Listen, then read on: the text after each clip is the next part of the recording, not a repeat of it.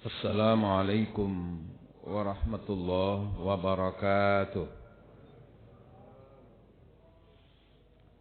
Al-Fatihah. A'udzu billahi minasy syaithanir rajim.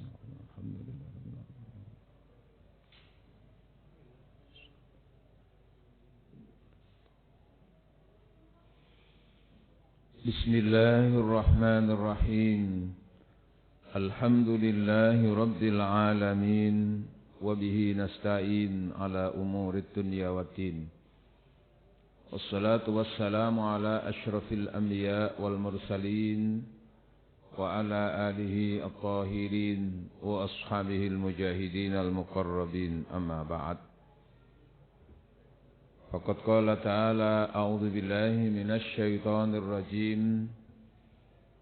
Wa nunazzilu minal Qur'ani ma huwa shifaa'un wa rahmatul lil mu'minin wa la yazidudz zalimina illa khasara. Shadaqallahul azim.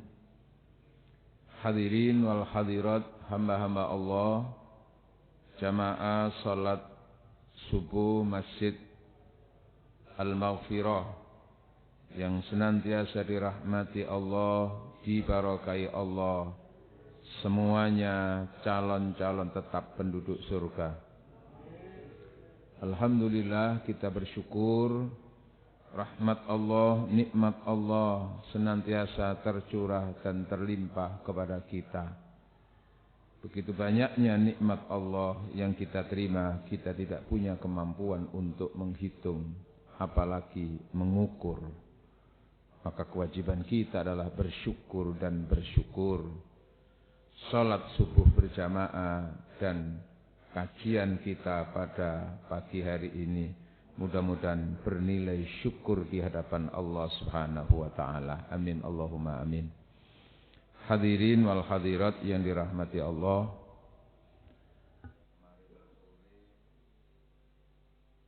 Sore saya sempat WA memberikan pilihan-pilihan tema, ada 20 tema waktu itu.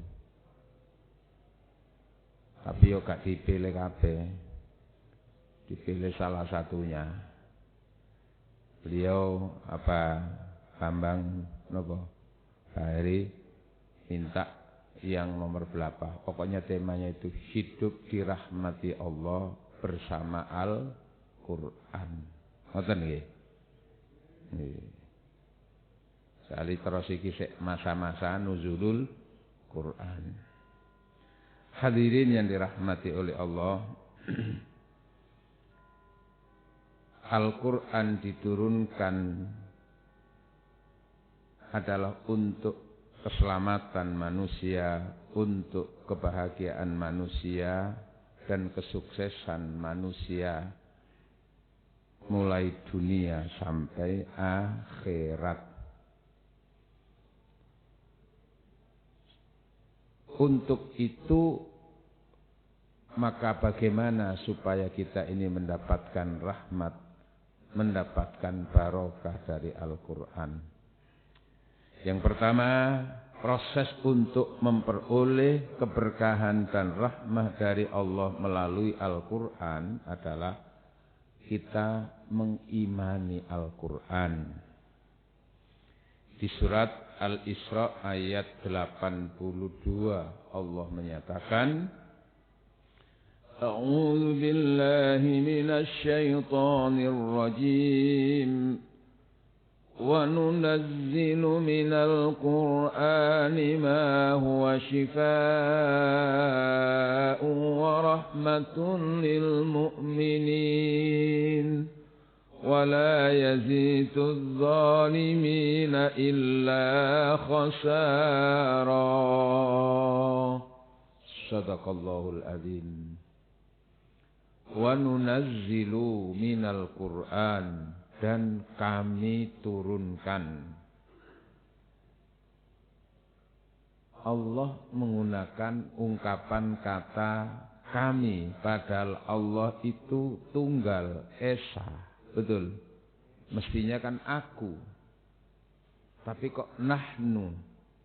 Inna, kami, itu ada pelajaran, ada rahasia kata bahwa sesungguhnya turunnya Al-Quran itu tidak langsung Allah sendiri yang datang ke bumi menemui Rasulullah, tapi ada partisipasi makhluk Allah yang bernama siapa Pak?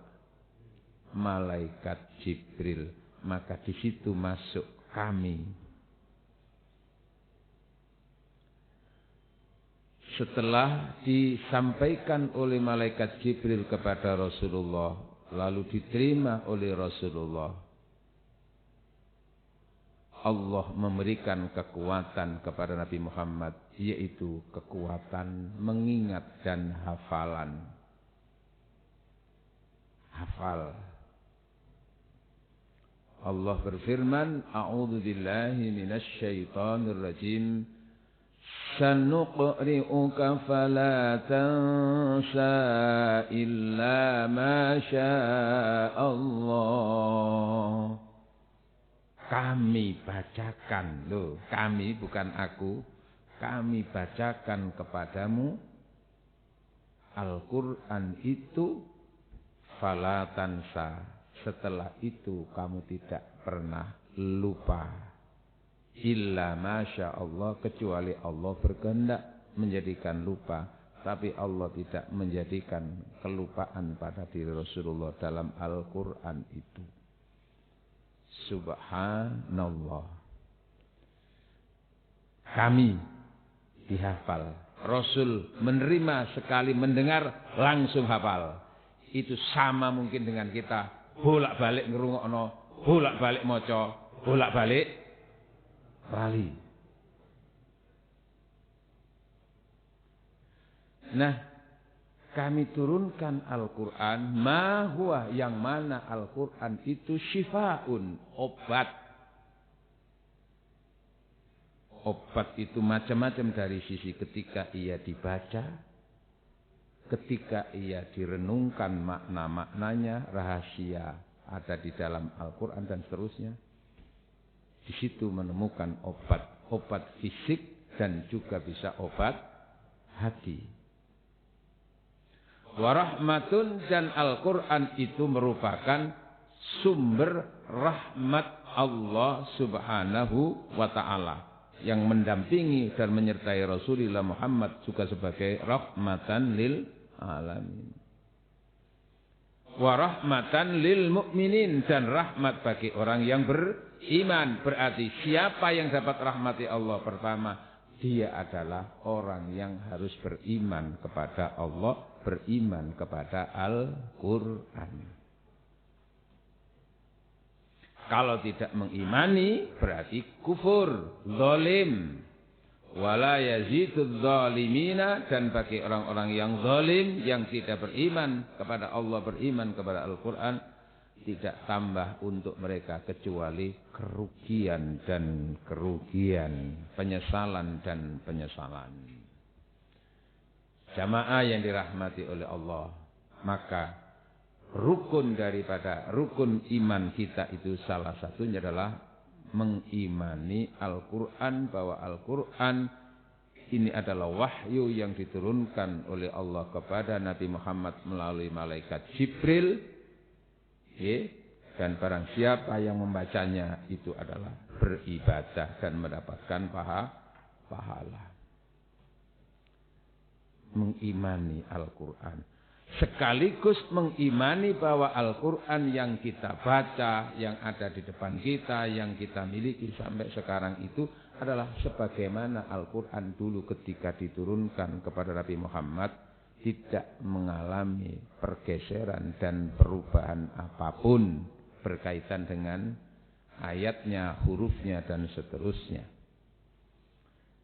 Hadirin, kadang-kadang ada orang yang menggunakan logika-logika, ya, segala sesuatu selain Allah itu mesti mengalami perubahan.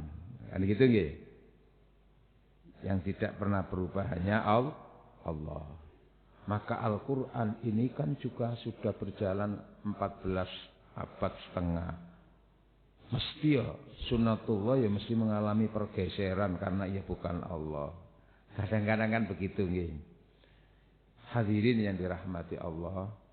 Allah Subhanahu wa taala di surat Al-Hijr ayat 9 memberikan jaminan. A'udzu billahi minasy syaithanir rajim. Inna nahnu nazzalna dzikra wa inna lahu lahafizun. Shadaqallahul adzim. Sekian kali lagi Allah mengatakan inna, kami, bukan aku. Itu berarti Allah tidak egois. Kami yang menurunkan az-zikra. Zikra itu adalah sinonim atau sebutan lain daripada Al-Quran. Al-Furqan juga itu juga begitu. Kami yang menurunkan az-zikra, Al-Quran. Wa inna, dan kami lahu terhadap Al-Quran lahafidun, adalah penjaganya. Menjaga. Tidak akan ada penyimpangan, tidak akan ada pergeseran, tidak akan ada perubahan. Kalaupun ada orang yang mencoba untuk memalsukan atau merubah atau mengurangi, menambah, pasti akan diketahui dan pasti akan mendapatkan malapetaka dari itu. Kami, karena ada malaikat Jibril, lalu ada Rasulullah yang menerimanya. Setelah menerima tidak pernah lupa. Setelah itu lalu disampaikan kepada para sahabat, dihafal sahabat, lalu ditulis oleh sahabat di depan Rasulullah sallallahu alaihi wasallam. Dan kelebihan sahabat-sahabat, kelebihan Rasulullah orang Arab waktu itu adalah kekuatan menghafal. Kekuatan menghafal. Maka sekian puluh, sekian ratus sahabat itu banyak yang hafal di samping yang menulis. Maka proses berikutnya adalah setelah Rasulullah Muhammad sallallahu alaihi wasallam wafat pada masa Abu Bakar, ada proses pemurnian, proses untuk menjaga keaslian Al-Quran. Ketika sekian ratus orang, 70 orang sahabat yang hafal Al-Quran meninggal karena perang, Umar yang sudah diberi kelebihan oleh Allah tentang akalnya, jangkauannya, logikanya, maka mengusulkan kepada Abu Bakar, wahai Tuan Khalifah Abu Bakar, saya punya usul dan ide bagaimana Al-Quran itu supaya tetap terjaga, lestari dan tidak akan pernah hilang dan tidak akan pernah mengalami perubahan. Iki mumpung sek akeh sing apal, ya opone Al-Quran itu dibukukan, dihimpun. Yang sementara masih berserakan di berbagai tempat. Yang menulis juga masih ada, saksi-saksi juga masih ada. Awalnya Abu Bakar menolak karena takut itu melakukan sesuatu yang di luar perintah Rasul, khawatir bid'ah. Karena tidak mendapatkan perintah dari Rasulullah. Umar menyampaikan dengan kemampuan logikanya. Wahai Abu Bakar, ini adalah sesuatu yang wajib. Kalau tidak, maka nanti kita bayangkan anak cucu kita nanti bagaimana ketika dia harus mempelajari Al-Quran dan menghafal Al-Quran. Baru setelah itu muncul. Terus Zaid bin Sabit dipanggil. Zaid bin awalnya menolak, lalu diberi alasan-alasan, menerima. Subhanallah. Maka 2 tahun setengah itu Al-Quran dikumpulkan berdasarkan yang tulis sahabat di depan Rasul dan saksi-saksi yang ada itu semuanya. Sesuai dengan hafalan dan tulisan sahabat tadi itu. Selama 2 tahun setengah sudah dianggap semuanya tercover di situ, cuman ada beberapa sahabat itu yang sempat janggal. Apa janggal itu, Pak? Belum bisa menerima. Enggak, masih ada yang belum. Saya hafal, Iya, saya juga hafal. Semua gitu, tapi belum ada. Menggambarkan apa itu? Tentang proses pengingat yang sangat kuat, dan itu menggambarkan kemurnian, nanti tidak ada yang pernah terlupakan itu. Maka dicari dan dicari. Ayat itu ada di surat At-Taubah ayat 128. A'udzu billahi minasy syaithanir rajim. Laqad ja'akum rasulun min anfusikum azizun 'alaihi ma 'anittum harisun 'alaikum bil mu'minina raufur rahim. Shadaqallahul adzim. Pun sering krungu Pak nggih? Sering nggih. Nah, biasanya kalau mau sholawatan, mau apa yang mahal qiyam itu didahului dengan ini. Ini ayat cinta kepada Rasulullah. Laqad ja'akum, telah datang kepadamu Rasulun, seorang utusan, min anfusikum, yang mana ia juga berangkat lahir di tengah-tengah kalian semuanya. Azizun alaihi ma'anittum, dia merasa susah dan sedih jika kamu ditimpa kesengsaraan. Ia memiliki sifat harisun alaikum bil mu'minin. Ia satu sisi sangat kasihan kalau umat itu sengsara, dan kesengsaraan yang paling membuat Rasul sedih serta bisa sampai menangis itu apabila umatnya masuk neraka. Karena tidak ada kesengsaraan yang lebih sengsaranya siksa neraka.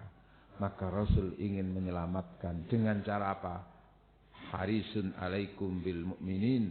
Ia sangat-sangat menginginkan dan mendambakan kalian semua itu menjadi orang yang beriman. Raufun, di dalam berdakwah Rasul itu memiliki sifat yang sangat santun. Sangat santun melalui perilakunya, tutur katanya. Tidak pernah Rasul itu mengumpat-ngumpat, mencaci maki sampai apa? Menista, mensesat-sesatkan, enggak. Sampai apa mana neraka-neraka gitu, enggak. Raufun, rahim, dan penuh kasih sayang. Ayat ini dihafal. Kok ketemu, dicari sampai 2 hari lagi. Baru ditemukan di rumah salah seorang sahabat namanya Khuzaimah. Di situ ketemu lembaran itu. Alhamdulillah. Sepakat, oke, semuanya iki yang kita tuju. Sempurnalah. Alhamdulillah, setelah terhimpun Umar sebagai provokator apa promotor, Pak? Yang punya ide tadi itu berkomentar, ni'matul bid'ah. Ini adalah ni'matul bid'ah. Kalau dikatakan itu bid'ah adalah bid'ah yang nikmat. Dari sini kita enggak gampang mengatakan semua bid'ah dolalah. Itu Pak nggih. Ni'matul bid'ah. Dan itu sangat manfaat, dan itu wajib sifatnya kalau sudah seperti ini. Subhanallah, itulah proses. Lah belum nanti ketika pada masa Utsman bin Affan, ketika terjadi banyak perbedaan-perbedaan dalam membaca dan perbedaan menimbulkan pertentangan, maka di situ ada musyawarah, konferensi di antara para sahabat-sahabat, pembesar sahabat, untuk bagaimana Al-Quran ditulis ulang di kertas yang masih di pelepah kurma, di batu, di apa itu. Sebab nanti bisa dibayangkan, Pak, kalau hanya masih utuh seperti zaman Rasulullah, dalam arti di pelepah kurma, di batu, di kulit, itu terus nanti ikut terus dikirim seluruh dunia, ku ya apa carane iku? Maka lalu di situ ada ide untuk menulis ulang Al-Quran dalam sebuah mushaf. Maka yang sampai sekarang itu namanya mushaf Utsmani. Artinya ditulis ulang rasmul Quran, proses penulisan Al-Quran berdasarkan ilmu, bahasa ilmu apa, lalu itu ditulis seperti yang ada sekarang ini. Terus ketika meletakkan Fatihah barang itu mesti ono bismillah barang itu. Itu apa? Sahabat ya yang sudah menentukan di situ. Makanya kalau bisa itu jangan sampai ketika sholat maca Fatihah gak maca bismillah. Luwih pinter ndi sahabat sing saiki gak gelem maca-maca iku. Kalaupun sekiranya enggak dibaca keras, paling tidak minimal dibaca pelan, minimal itu. Dan semua kan hafal itu begitu. Oke, sahabat. Mereka itulah yang dimaksud kami menjaga dan melestarikan. Lalu dihafal oleh sahabat berikutnya. Terus baru sampai sekarang. Ya, seperti ini. Dan semukjizat Al-Quran. Apa? Tidak ada kitab-kitab agama manapun yang bisa dihafal oleh umatnya. Selain Al-Quran. Hebat, Pak. Menjenengan kan juga hafal Al-Quran, toh, Pak? Minimal Al-Fatihah. Enggak apa-apa. Itu bagian daripada hafal Al-Quran. Minimal ya sing diwaca waktu salat. Kulhu mbak inna a'toina. Enak, cepet. Tapi aja ngremeno, pasti kulhu itu pendek-pendek tapi apa? Pahalanya. Apa pahalanya, Pak? Membaca 3 kali kulhu itu sama dengan pahalanya khatam Al-Quran. Tapi aja mentang-mentang gara-gara mari pengajian ngene akhir bendina kulhu wae, Pak. Gak maca liyane. Nggih. Allah. Sehingga ada sahabat itu selain baca yang rutin itu kan setiap sholat itu ngimami ku mesti ana kulhune, Pak. Jadi saiki ana tarawih kok kulhu kok aja dilokno, Pak. Oh, bolak-balik kulhu wae lho gak ngerti sampean. Nggih. Lalu disampaikan kepada Rasulullah, ini lho konco niki lho nek mesti memahami kok mesti ana kulhune ya Rasul. Padahal kan yang enggak pernah perintah begitu. Maka Rasul bertanya, "Iya, betul begitu." "Iya ya Rasulullah. Kenapa kamu kok setiap rakaatnya itu ketika ayat rakaat pertama dan kedua kok mesti nduk kono ana kulhune?" "Ya Rasul, itu adalah ayat tentang kesucian Allah, keesaan Allah. Saya senang ya Rasul membacanya itu. Qul huwallahu ahad, Allahus samad, lam yalid wa lam yulad." Senang ya Rasul. Maka kata Rasul, hubbuka iyyahu yudkhilukal jannah. Cintanya kamu terhadap Al-Quran, lalu kamu baca terhadap Qul huwallahu ahad, lalu kamu baca secara rutin, akan menyebabkan kamu masuk surga. Tentu ya dengan yang lain-lain, Pak. Nangku maca Quran tok terus gak liya-liyane, poso gak poso. Aku wis dijamin mlebu swarga, aku maca kulo bendina. Enggak bisa. Terkait, Pak. Jamaah yang dirahmati Allah, ini bagian daripada yang harus kita imani. Al-Quran terjaga. Memang sunnatullah mengalami perubahan-perubahan, tapi ada yang karena Allah yang punya kekuasaan, ada yang tidak berubah sampai sekarang. Mulai dulu sampai sekarang. Apa di antaranya? Panjenengan hidup ini membutuhkan udara, Pak ya. Enggak pernah berubah sekali-kali membutuhkan hidup untuk dengan air gitu. Enggak pernah berubah, Pak. Tetap. Nggih. Kalau minum butuh air, makan butuh makanan, menghirup udara. Sebagaimana setiap hari matahari terbit dari timur apa barat, Pak? Oh, sekali-kali barangkali terbit dari utara, terbit dari selatan. Enggak. Itu juga bagian sesuatu yang sudah ditentukan oleh Allah, tidak akan pernah berubah kecuali nanti kalau sudah kiamat. Al-Quran ini tidak akan pernah mengalami sampai kapanpun. Kalaupun ada nanti itu manusianya yang musnah, yang tidak ada yang baca Al-Quran lagi, nanti bisa begitu.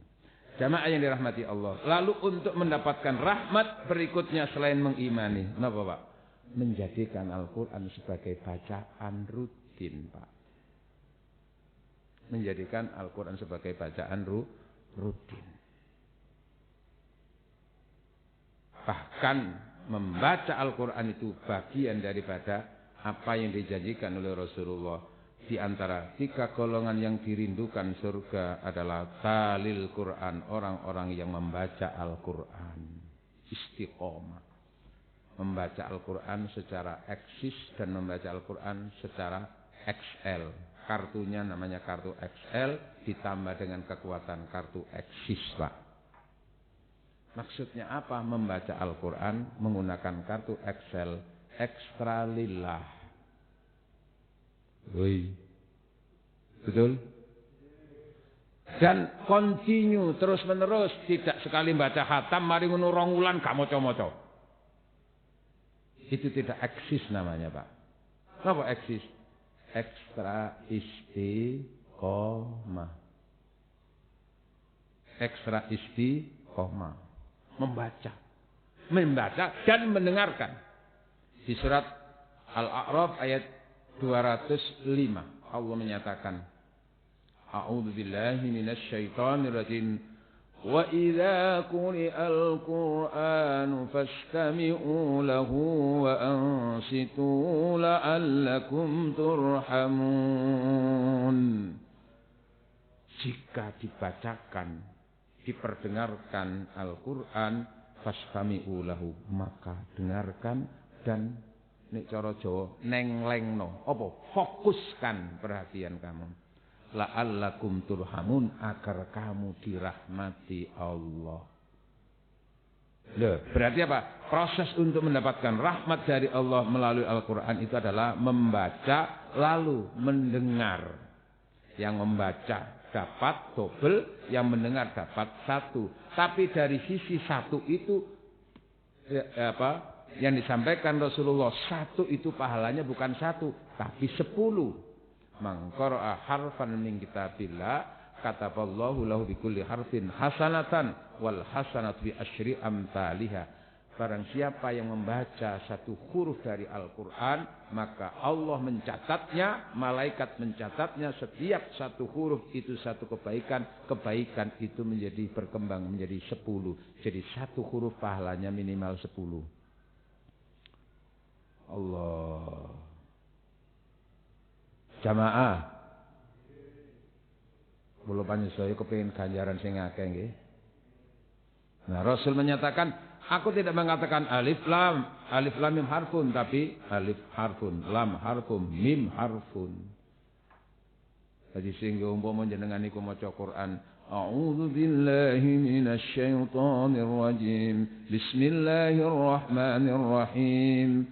Alif lam mim. Shadaqallahul azim. Tutup.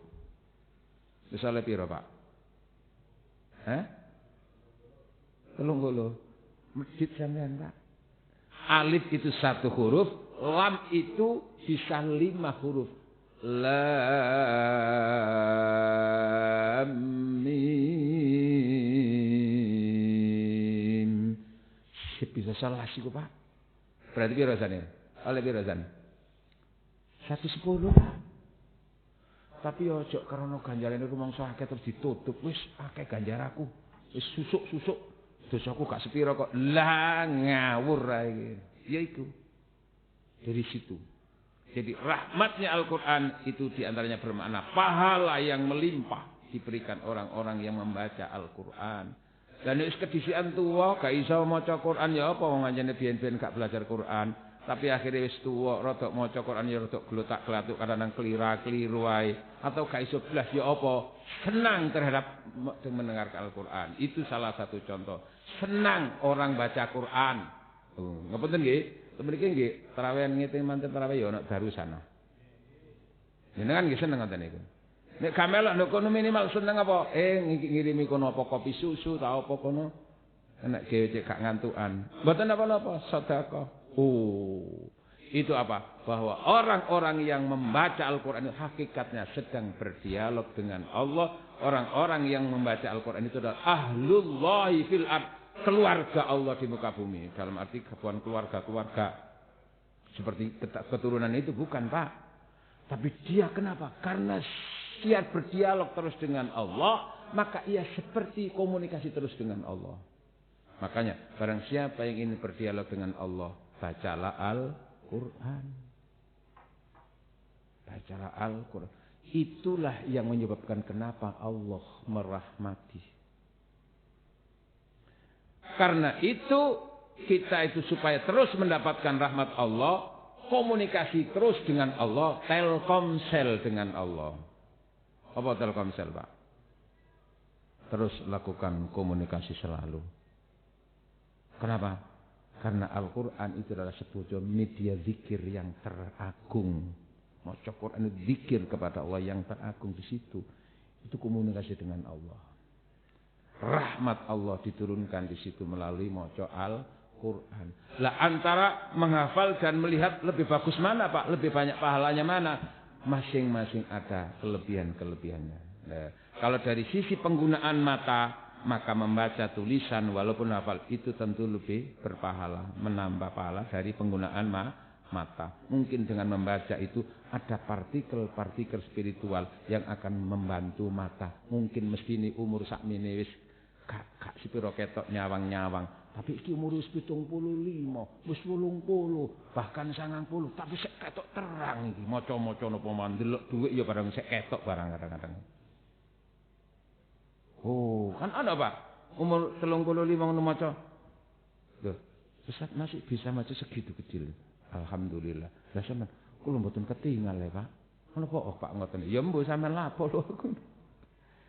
Ya Allah, dijaga. Kenapa? Karena terus komunikasi dengan Allah secara eksis dan Telkomsel secara XL. Alhamdulillah. Dan bacaan-bacaan Al-Quran yang kita lakukan itu juga bagian daripada kartu apa? Kartu simpati kita, Pak. Jenengan itu punya kartu simpati, Pak. Cuman kadang-kadang lali gak diisi pulsa, Pak. Napa kartu simpati, Pak? Simpati niku simpanan amal tabungan akhirat nanti. Saya ulangi, simpati ya Bapak? Simpanan amal tabungan akhirat nanti. Hidup kita bukan dunia, Pak, tapi kesana nanti itu, Pak. Di situ nanti di alam barzakh Al-Quran yang kita baca, yang kita pelajari itu menjadi teman yang mendampingi, bukan WA, bukan Instagram, bukan Facebook. Cuman kadang-kadang sing nelongso niku menungso niki mripat iku luwe akeh ge maca WA apa akeh ge maca Quran, Pak kira. Ndelok WA, Facebook itu kurang sampai jam-jaman kuat. Barang maca Quran oleh sak lembar semblurek kabeh ngono ya. Soalnya ada di situ provokatornya, setan mengganggu, Pak. Ayo, Pak, senang Al-Quran, membaca Al-Quran. Nanti lebih lanjut bagaimana supaya hidup dirahmati Allah. Mengkaji makna-maknanya, mengaplikasikan, dan seterusnya. Perlu berlanjut, Pak. Ini kan hanya singkat waktunya, Pak. Maka nanti diundang lagi, Pak. Oke, kita lanjutkan tema ini untuk lebih mendalam lagi. Yang jelas, nanti di alam barzakh, Al-Quran yang kita baca, itu yang akan mendampingi. Malaikat mau macam-macam. Enggak bisa malaikat. Dia terus-menerus berkomunikasi dengan saya. Maka mudah-mudahan kita termasuk orang yang dapat syafaat dari Al-Quran. Pergi ke Pondok Jati, mampir ke rumahnya Bu Salama. Maksud hati ingin berlama-lama. Beli sepatu, dipaketkan ke Jakarta. Namun waktu yang membatasi pertemuan kita. Karenanya terasa menyakitkan hidup tanpa seorang kekasih. Cukup sekian, terima kasih. Bersama Elvi Sukaisi jalan-jalan ke Eropa. Apa, Pak? Kami ucapkan terima kasih. Sampai jumpa. Nang Madiun kula Antales, tuku kupat nang Bojonegoro. Apa? Pantun Pak kalau dibantah lho, Pak. Nang Madiun kula Antales, matur suwun pangeran sing balas. Tuku kupat nang Bojonegoro, cakep ngono, Pak ya. Apa maksudnya? Nek wonten lepat nyuwun sepuro. Tapi nek bahasanya apa? Andik siji maneh Pak pantune, Pak. Bojo papat meteng sedanten. Nek wonten lepat nyuwun ngapunten, muga-muga ingkang kula sampaikan manfaatipun ridhani Allah Subhanahu wa taala. Al-Fatihah. A'udzubillahi minasyaitonir rajim. Alhamdulillahirabbil alamin arrahmanir rahim maliki yaumiddin iyyaka na'budu wa iyyaka nasta'in ihdinas siratal ladzina an'amta 'alaihim ghairil maghdubi 'alaihim waladdallin. Alhamdulillah hamdan yu'afina wa yukafi mazida ya rabbana lakal hamdu kama yanbaghi li jalali wajhikal karim wa 'azimi sultanik. Allahumma shalli wa sallim ala sayyidina Muhammad walhamdulillahi rabbil alamin. Allahumma anfa'na bima 'allamtana wa 'allimna ma yanfa'una. Allahumma arhamna bil Qur'an waj'alhu lana imaman wa nuran wa hudan wa rahmah. Allahumma dzakkirna minhu ma nasina wa 'allimna minhu ma jahilna warzuqna tilawatahu ana al-laili wa atrafan nahar waj'alhu hujjatan lana ya rabbal alamin bi rahmatika ya arhamar rahimin. Rabbana ighfir lana wa li walidina warhamhum kama rabbawna shighara. Rabbana atina fid dunya hasanah fil akhirati hasanah wa qina adzabannar. Wa sallallahu ala sayyidina Muhammad walhamdulillahi rabbil alamin. Subhanakallahumma wa bihamdika asyhadu an la ilaha illa anta astaghfiruka wa atubu ilaik.